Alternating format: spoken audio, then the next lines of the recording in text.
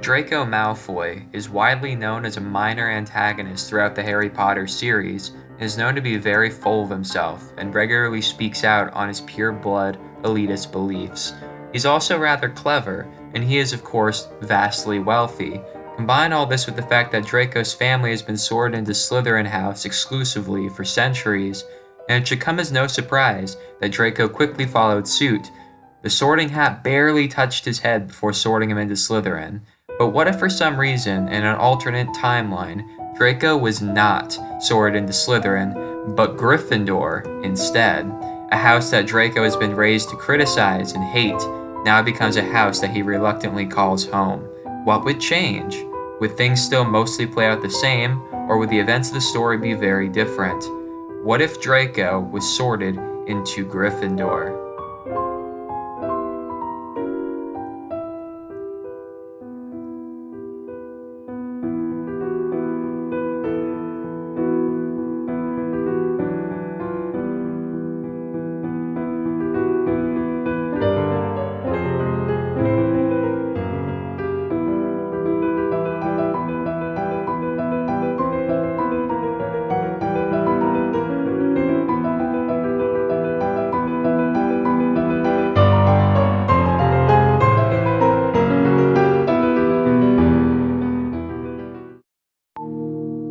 The first thing I could imagine changing quite significantly would be that Draco's confidence in himself would shatter instantly. Harry's arrival at Hogwarts, this will be the second big shocker of the night. The crowd wouldn't know how to respond, and Draco himself would likely be very afraid. In this timeline, I do believe it would be inevitable that his father, Lucius, would be very upset. However, since Lucius Malfoy is aware of the Sorting Hat and how it doesn't make mistakes, he wouldn't blame the school. He would blame Draco himself. You see, the only way that Draco could be in Gryffindor is if he truly possessed Gryffindor qualities deep down. This includes courage, which Draco doesn't really have in spades at this point in the story. Despite this, Lucius threatens to disown Draco for breaking family tradition. Only his mother Narcissa would stop Lucius from completely disowning him. However, Draco would most likely act out in order to prove his true devotion to the Slytherins. Draco would likely attempt to prove to his father that he is a Slytherin by sabotaging Gryffindor from the inside out, replacing his curtains with green ones, vandalizing the common room, and cheering on Slytherin instead of Gryffindor during Quidditch games. Despite this, you may be surprised to hear that I don't think Draco would be entirely alone inside Gryffindor, at least not in the beginning. Hermione Granger would likely try to be his friend at first. Remember, she doesn't understand why Harry and Ron don't like Draco, and since at this point Harry and Ron were not friends with her, she might have tried to be friends with Draco instead.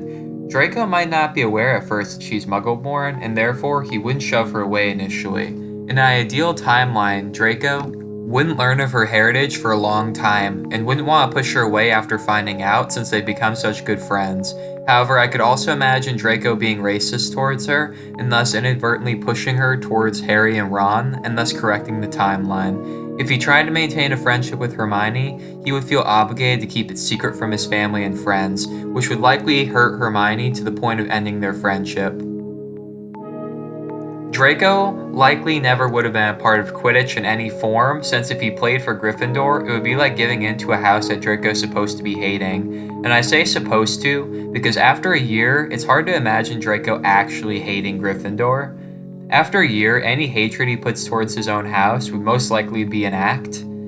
Especially if Hermione was his friend, at least at one point. This leads up to another big change, and that is, Voldemort most likely wouldn't offer Draco the chance to be a Death Eater. He knows that Draco was sorted into Gryffindor for a reason, and thus shouldn't be trusted with his secrets. However, Draco, desperate to prove his loyalty to the Death Eaters, would offer to befriend and spy on Harry Potter on Voldemort's behalf. I believe he would do this successfully given he and Hermione's past friendship. Harry and Ron are stubborn and moody, of course, and would be cynical of Draco trying to be their friend, but I do believe that in due time, Harry would at least try and give him a chance, but would keep him at arm's length. Ultimately, Draco begins to enjoy the company of the group enough that he starts to not actually want to be a Death Eater anymore. He still holds fear of his father and Voldemort, however, and thus if Draco let the Death Eaters through the Vanishing Cabinet, it would be Draco's biggest regret. In the end, however, I do believe that Draco would have finally shown his true Gryffindor bravery by standing his ground against Voldemort during the Battle of Hogwarts. With Harry still being victorious, Draco's bullish facade finally crumbles as he finds the confidence to be his own man.